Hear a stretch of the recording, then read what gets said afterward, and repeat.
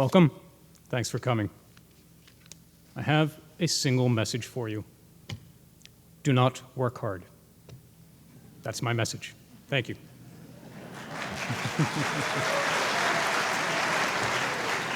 Oh, this is going to be a good crowd. Okay, thank you. I'm actually serious. No matter how long you stay here, whether it's 1 year, 15 months, 18, or longer, my advice is the same. I do not want you to work hard. Instead, I want you to work smart. Think about the guy, and we all know people like this, who gets up at 0400, hits the books, goes to classes all day, studies late until the night, wakes up the next day, does the same thing. He pumps himself up with coffee and Snickers bars, his eyes are bloodshot, he looks terrible, and he's having a pretty miserable experience. But everyone around him is going, gee, that guy is such a hard worker. He's so impressive, really works so hard all the time. Let me tell you something. That guy has to work that hard because no one ever taught him how to work smart. He never learned how to study efficiently, learn effectively, and communicate clearly. Wouldn't you rather be the guy or the gal who has a normal routine, who knocks off studying at, say, 1900 hours, gets to have a relaxing dinner with the spouse or partner, or play with the kids, go out on a date if you're single, best not to do that if you're married, go out on a date, play golf? I mean, you're in Monterey, right? A lot of you have been either shot at in Afghanistan or Iraq. You've lived under very stressful conditions. You've seen some horrible things. And now you find yourselves in Monterey. You should be out on the bay, sailing. You should be hanging out on the beach. I mean, do you really want to spend all your time studying here? Especially when you could be spending less time, but learning more and producing better quality work. In the next roughly 40 minutes, I want to share with you some very basic tips about how to work smart.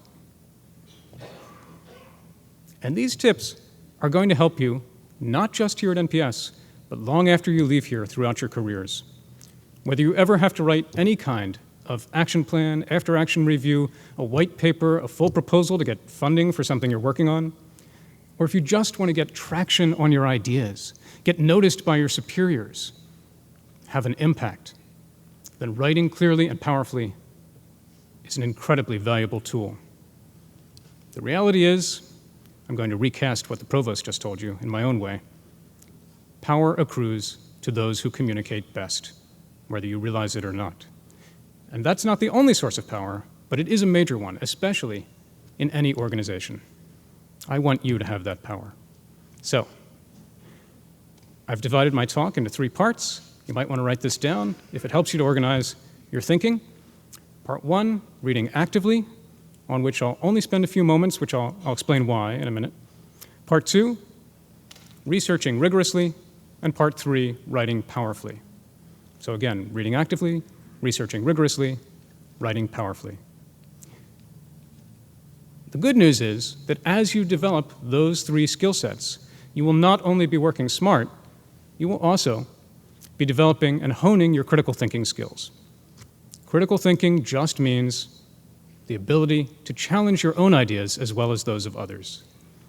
To challenge your own ideas as well as those of others. That's critical thinking. And that will stand you in good stead wherever you are. Okay, so let's get down to it. 2 quick points about asking questions. First, it's possible that some of you may have noticed that I am blind.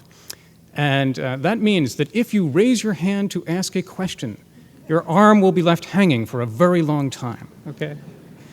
So, instead of doing that, what I'd like to ask is that you just shout out, sir, or question, but shout out loudly enough so I can hear you.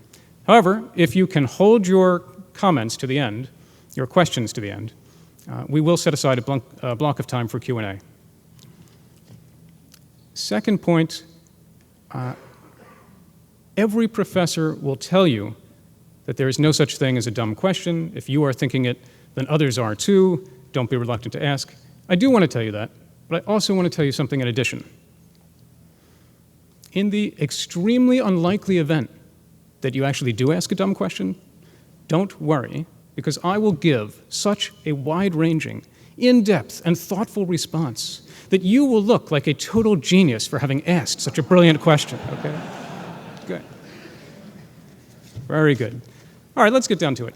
Part 1, reading actively. I'm not actually going to talk about this that much for the following reasons.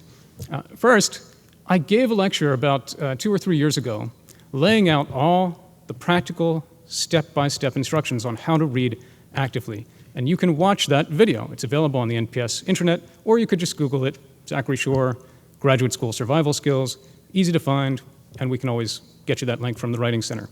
So if you're interested in how to read actively, that's one place you can go. Another thing you can do is come to a workshop at 1700 hours today. I will be leading a 1-hour workshop where I will walk you through a text and show you exactly how to read at a graduate level. Third way is you could simply make an appointment with a writing tutor at the Writing Center. They will help you get that skill as well. They're not just there for writing, but also teaching you how to read actively. Just to make it clear what I'm talking about, let me ask you, have you ever had this experience? Have you ever been hunched over a book, maybe late at night, you're turning the pages, you hear that inner monologue in your head, it was the best of times, it was the worst times, and suddenly you go, wait a minute, I have no idea what I just read for the last 20 minutes. Okay, your laughter tells me that you may have had this experience. That comes from reading passively, and you must never do that again. What you want to do instead, that's my advice, okay? I would not do this if I were you. It's not helpful. It's an enormous waste of time. Instead, you need to learn a totally different method for reading. We are all, every day, inundated with enormous amounts of information that we have to sift through. And what I want to teach you is a totally different nonlinear method for reading where you're trying to extract the key information. Imagine that you had, think of it this way, you had one of the Boston Marathon bombers in your custody, one of those two brothers, right before the bombs went off. Yeah, you might like to know his family background, his childhood stories, and how he came to be a fanatic, but that's not the most important information right now. The most important things are 3 questions. Where did you plant the bombs? When are they set to go off? And how do we defuse them? And by the same token, when you're dealing with a text, you don't have time initially to read through everything. You can't read every word or you will drown. And so you need to ask 3 things. What is the thesis? What is it based on? How do I destroy it? And by destroy, I mean pick apart the logic of the argument. So that's what I try to teach you in the video and in the workshop, and that's what you can learn from your tutors. Save you a lot of time. Okay, let's move on from reading actively to the meat of the matter. Part 2, researching rigorously. I am going to give you just 3 tips that you will want to employ here and after you leave here whenever you're working on a project. Number 1, never begin with your conclusions already drawn. Sounds obvious. You'd be amazed how many people do that here. We always find this common error when people begin any kind of research. They say, I know I can prove that gizmo X can perform function Y. If I just keep trying, I can prove it. Bad way to start, because then you end up fudging your facts and fixing your data. That's not what you want to do. Or I have students come to me every quarter and they say, I want to write a paper on X, and I want to show that blah, blah, blah, blah, blah. They're already off on the wrong start. If you begin thinking you're certain of what the answer is, you've forgotten, you didn't get the memo that says scholarship is about asking questions. We are trying to solve puzzles and figure things out that we didn't know the answer to beforehand.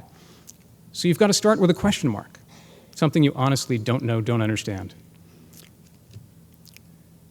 I think the best projects are the ones where you are surprised by the answer you find.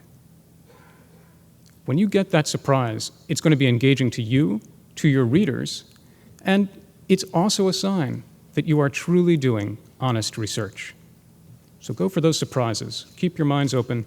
Never begin with your conclusions already drawn. All right, tip number 2. You must always link your questions to something larger. You need to realize that we're all working on tiny little pieces of a much bigger puzzle, but you need to be able to tell people what that bigger puzzle is, how your work fits in. If you cannot do that, you might want to consider dropping that question and doing something else, because Why would you want to waste your time on something that's not important? So how do you find out what the link is to something larger? Well, hello, that's what your faculty are here for. That's what professors are here for, your instructors. Come to us, ask us. We will guide you. We will tell you, that's a good question to start with, but it's really been thoroughly answered by these people, so here's a better way to start. Okay, your faculty will help guide you. Link your questions to something larger. Now, tip number 3, and here is a much more practical, hands-on technique you can always employ. Compress your questions into 8 words or fewer. Compress your questions into 8 words or fewer. That's hard to do. It's an intellectual exercise, but it has 2 very important benefits. One, it communicates clearly to others that you know exactly what you're working on. So when someone asks you, what is it you're doing, you can rattle off in 8 words or fewer, boom, and then they say, gee, this lady's really sharp, or this guy really knows what he's doing, he's totally focused. But the second important benefit is that it actually keeps you focused with laser-like intensity on your subject. And as you research and as you write, especially as you write, you have that 8-word or fewer question in your mind at the tip of your tongue, and you can be asking yourself, as I write each paragraph, is this really helping to answer that 8-word or fewer question? And if not, cut it out. You're wasting time and space. You don't have that kind of time. So do yourself a favor, cut out the unnecessary, keep that 8-word or fewer question handy, and always make sure that everything you're writing is helping to answer that question. So let's take a look at some examples of how we could take topics drawn from theses across NPS in a variety of fields and see how we can craft an 8-word or shorter question out of it. Dr. Levitt, would you be so kind as to help us out here? Yes, the first topic is photovoltaic cells in DoD installations in the Middle East. Okay, and we're going to put that into a simple question. What might it be? These are just examples. Is solar power viable in DoD installations? Okay, very crisp, focused. Obviously, you must realize that we're going to expand and elaborate those questions. That'll be the next few paragraphs, but this can be a template that should help you, okay? Yeah. And the answer, which is your thesis, is, so yes, solar power is viable for DoD installations, but under certain conditions.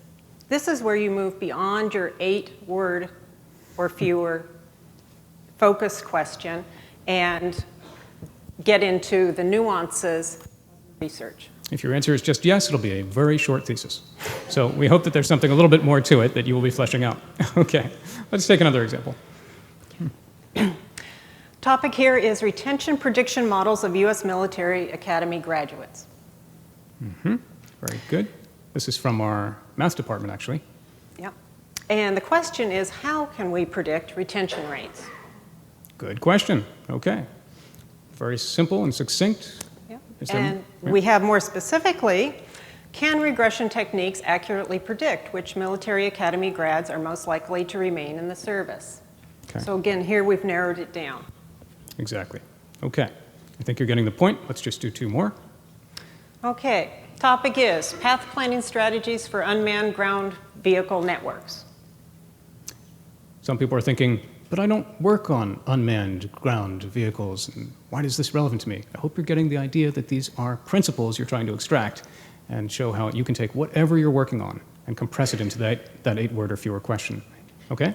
So the question here is, can a foundational mobility estimation algorithm improve performance? So we took what was actually a very cumbersome topic. There's a lot there, and compressed it down. And again, the idea is to keep you focused. Okay, let's do one more. Okay, this topic is border raids against insurgent sanctuaries. So here's from our friends in Special Forces. They have a problem here. You've got someone operating in country A and some people that are operating in neighboring country B and a sanctuary, and you want to disrupt their activities. So there are often political costs to that. Let's see what we get here. The larger question then becomes, can political costs of border raids be minimized? That's what you'll be investigating. And then we can flesh it out. More specifically, can historical case studies of past border raids and their political consequences offer lessons for contemporary affairs? I propose an analysis of X, Y, and Z cases with a particular focus on blah, blah, blah, blah, blah. Now, that blah, blah, blah actually turns out to be very important because that's where you bring in your true added value. Remember I said that we're always tackling a smaller part of a bigger puzzle. And in that blah, blah, blah part of your template, and again, this is just one model. You don't have to use exactly this. This is something that can really help keep you focused in whatever you're writing. So that blah, blah, blah is where you say, very specifically, I'm going to do this particular angle on that project. Okay, good. One other thing I want you to know if you're writing a master's thesis or a PhD. You can use the same method for each chapter of that thesis, whereby each chapter has its own 8-word or fewer question, and that drives the chapter, makes it much easier to get through. So, for example, let me give you an example from my own dissertation, which was on the topic of foreign policy decision-making in Nazi Germany. I compressed it down to one meta-question for the whole dissertation: how did Hitler make decisions? Then I'd have my more fleshed out paragraph more specifically: how did Hitler's regime make foreign policy decisions in pre-war Nazi Germany, 1933 to 39, so very specific. Then each chapter has its own smaller 8-word question, such as, why did Hitler align with Poland? Why did Hitler remilitarize the Rhineland? How did domestic terror affect the diplomats? Always I was able to ask, is what I'm writing in this chapter helping to answer that question? If yes, keep going, we'll be right on target. And the answers to all of those questions combined help to answer the bigger meta question: how did Hitler make decisions, or whatever it might be? How do we predict retention of West Point grads, and so on?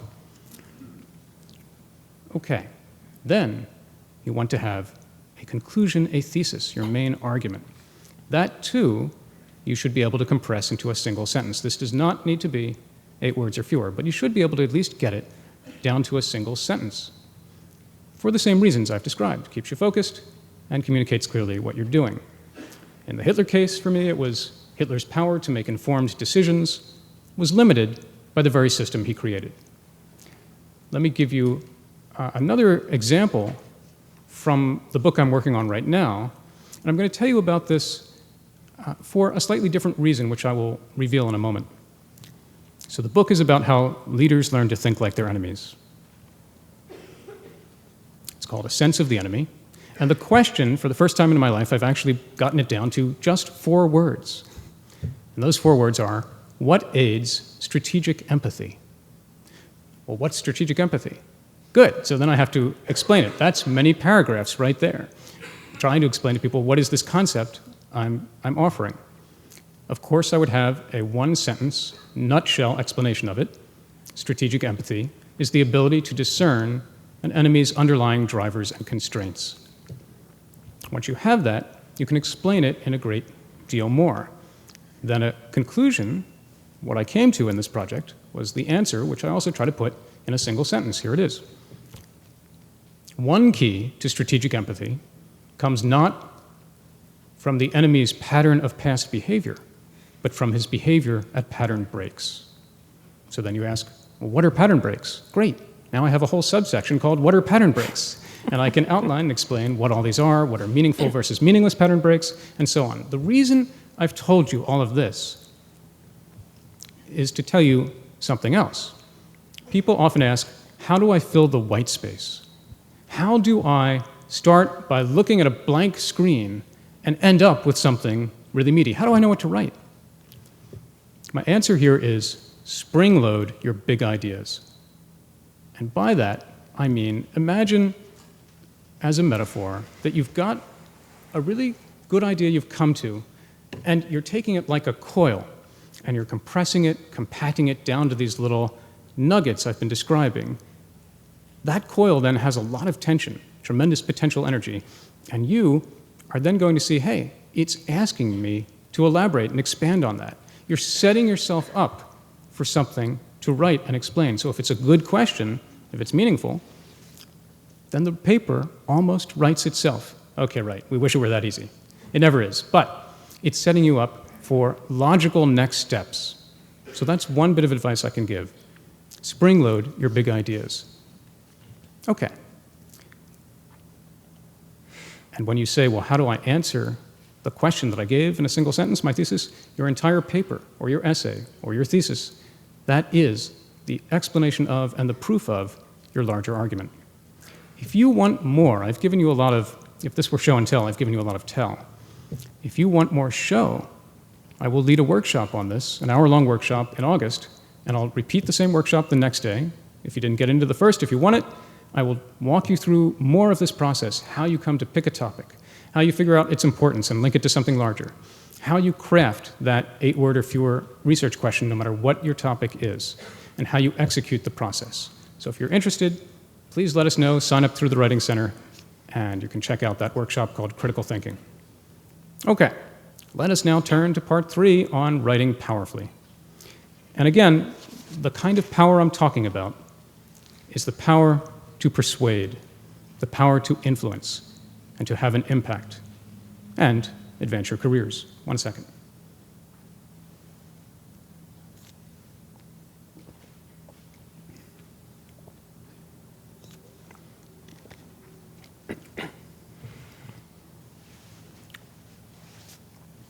Okay, I'm going to say that there are 3 elements you want in your writing.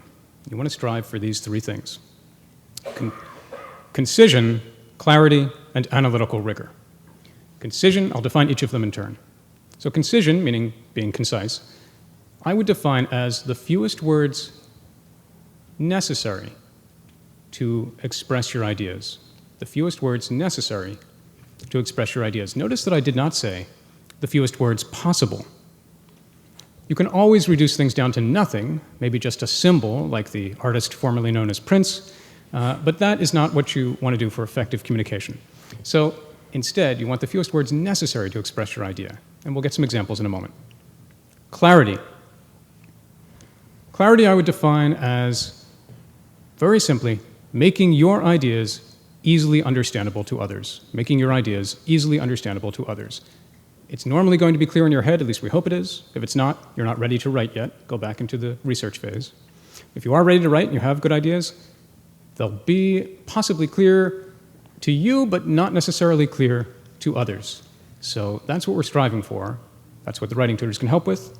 One more thing, analytical rigor. And this is the lipstick on a pig problem. You can't put lipstick on a pig, call it a fashion model, and expect people to buy it. Same is true here. If you have weak ideas, then there's really not much that great writing can do for you. But if you have good ideas and good writing, think of the possibilities. Then you can really make an impact. So that's what we're striving for, those 3 elements. Now let me offer you 3 tips on how to get there, how to get concision, clarity, and analytical rigor. Number 1, get to the point. Last week I ran into the chair of the math department. Wonderful guy. I told him I was giving this talk. He said, if you can only tell them one thing, tell them to get to the point. If the chairman of the math department thinks that your writing needs this, you need this, okay? It's so important and so infrequent in student writing, and I've been here for 7 years, and I've read work from across the university.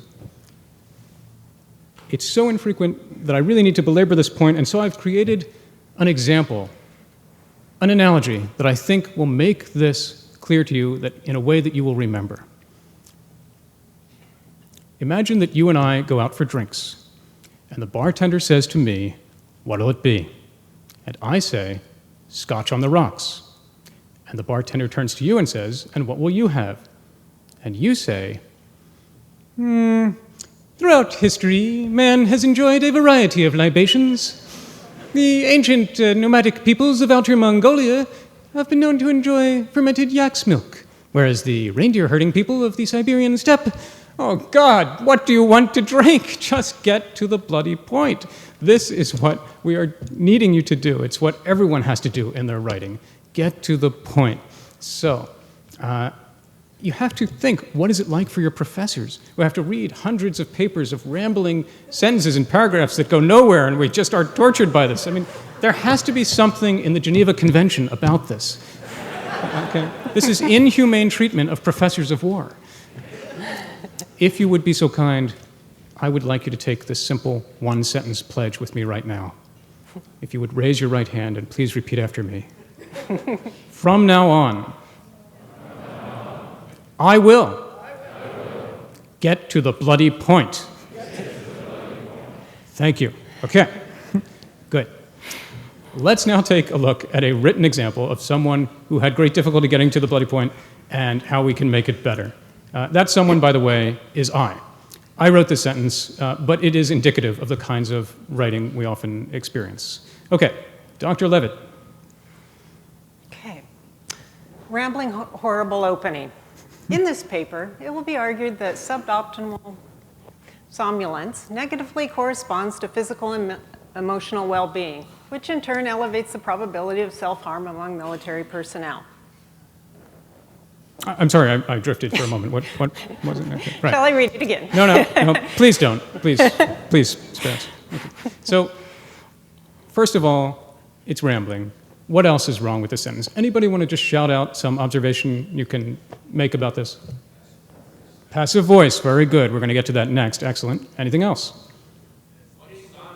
What is somnolence? Okay, we're using a word people don't know. It's sleepiness. Okay, good. Anything else?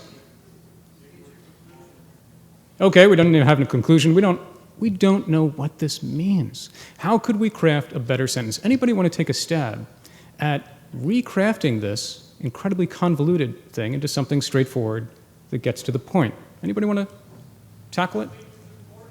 Sleep is important. Very good. Okay. Now, remember I said concision is using the fewest words necessary, not fewest words possible. That doesn't completely convey the meaning or the idea here, but we're on the right track. That was great. Very concise. Anybody else want to give us something that would still express the meaning? Excellent. People that have trouble sleeping are more likely to commit suicide. Very good. I'm going to take that and rework it a tiny bit. Dr. Levitt? Better opening. Poor sleep is a risk factor for suicide. Good.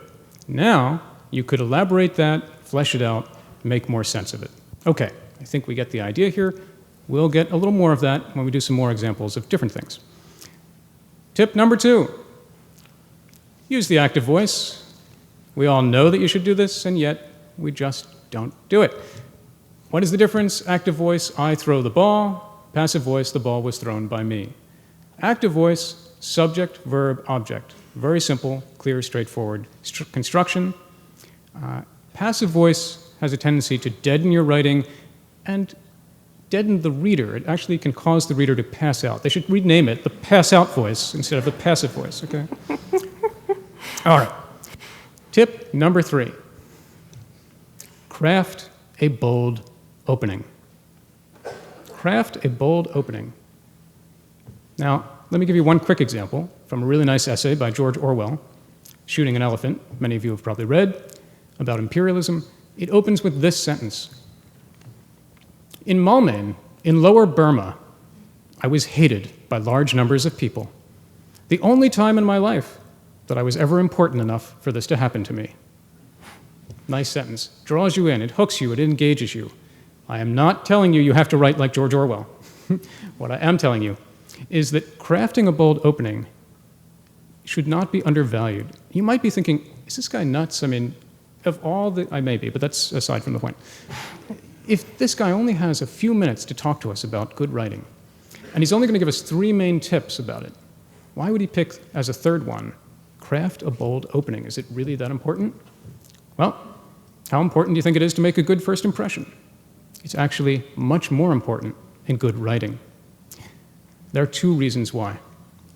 First, when you take the time to really craft and construct a strong, powerful opening, it frames the experience for your reader.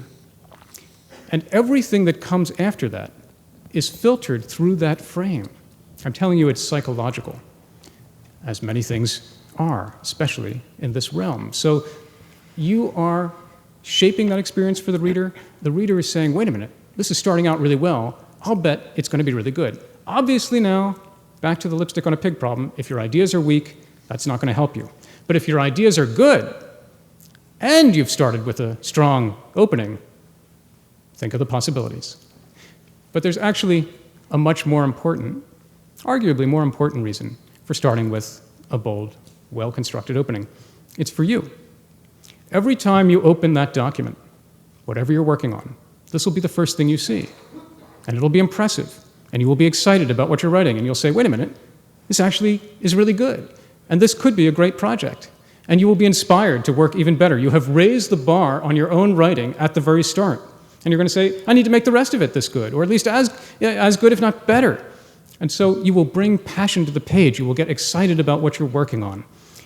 Let's face it, so much of writing is full of psychological hang-ups, right? Even the people who make their living as writers are tortured by a lot of these. Oh, what if it's no good? What if no one likes it? What if it doesn't make sense? Maybe I should procrastinate and rearrange my sock drawer instead. I come up with all these reasons. What am I going to do? How do I fill the white space? Yada, yada, yada. You have a strong, bold opening, and you will be feeling good about your work, and that energy will carry you through the whole process.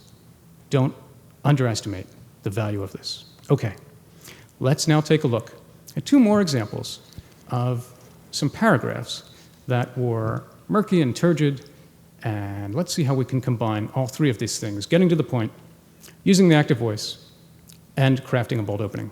Okay, Dr. Levitt, hit us with one. Okay.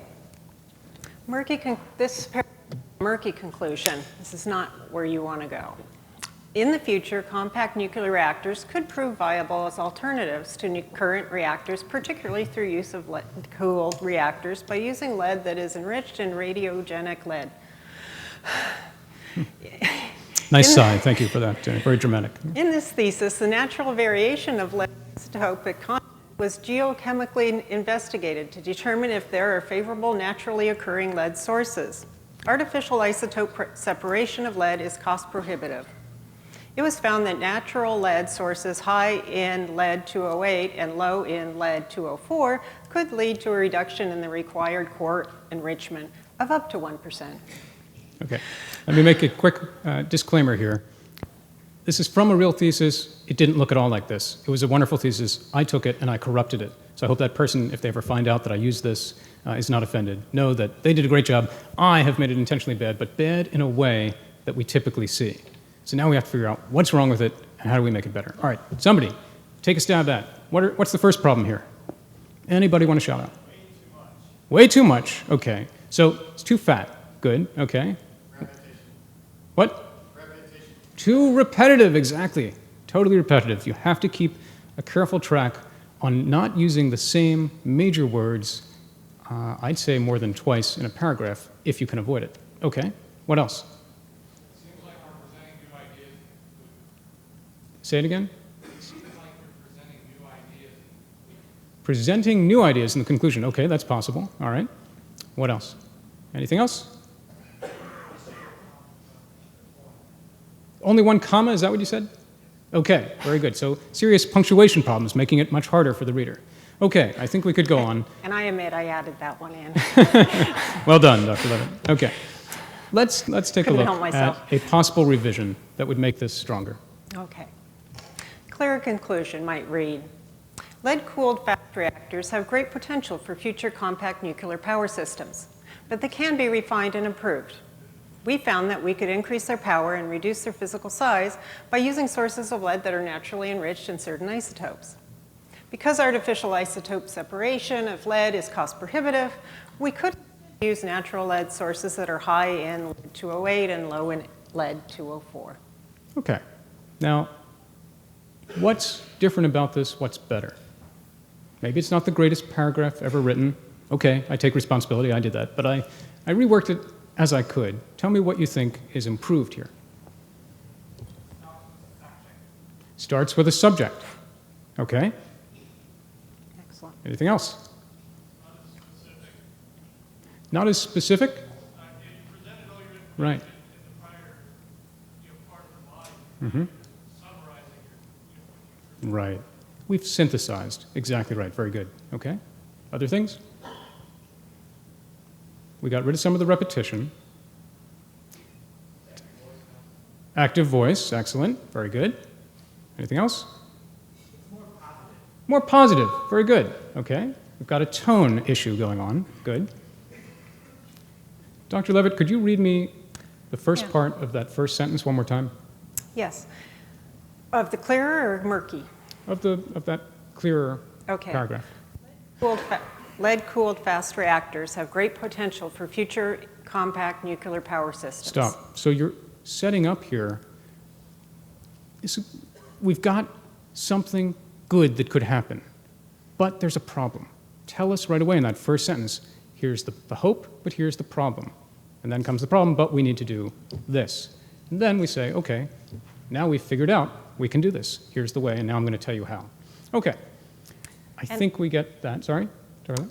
And one point to make here is that brevity of sentences does not necessarily make a good sentence, Oh. number of words. In the first paragraph, the murky conclusion, we have the shortest sentence on this page is artificial isotope separation of lead is cost prohibitive.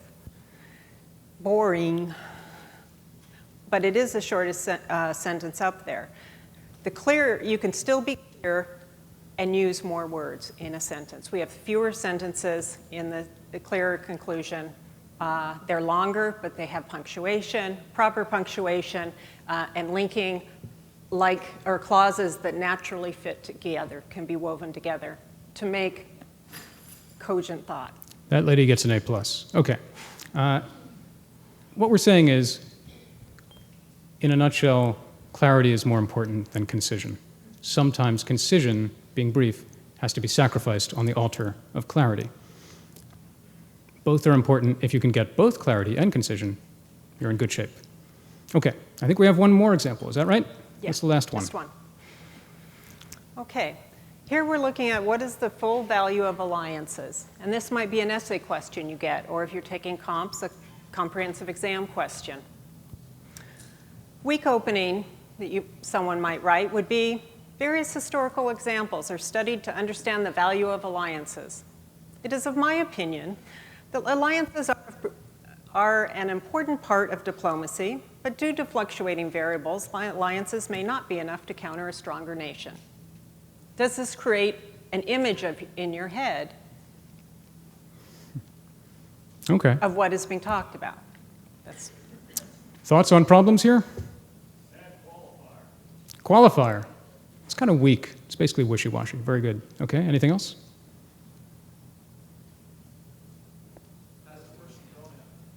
What? Sorry? Okay, I would say it's all right to use a first-person pronoun. That's a matter of taste. Sometimes it could be more powerful, more effective. Not so effective here, but okay, good. Over there we had something? Passive voice again. Okay, good, we're on it. What? Say again?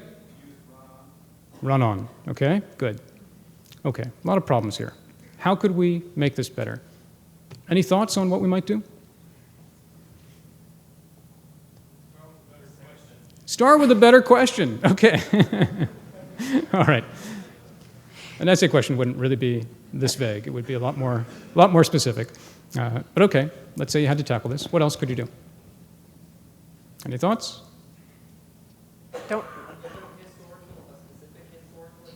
Very good. Okay, a little more specificity. Okay, let's see how we could rework this. Dr. Levitt. Okay, Hit us with stronger it. opening might be, alliances strengthen nations, but they cannot ensure victory in war. Nonetheless, when alliances are thoughtfully constructed, they provide nations with X, Y, and Z, each of which has proved immensely useful to success. Okay, not perfect, but we're trying to retain the person's idea here. The X, Y, and Z could be the very concrete specifics that you need. There, by the way, is an example of your spring-loaded idea at the start. That's then begging you to say, okay, well, what are X, Y, and Z? You might have a section on each. It's setting you up for success. So one of the things you should be seeing here is brevity is key, but it's not everything. Clarity is more important than concision, although many times you're going to say, man, this is just too fat. We got to take it to the chop shop. There's too much fat on that bone. You got to trim it down and make it shine. Okay, let me take us to some final concluding remarks.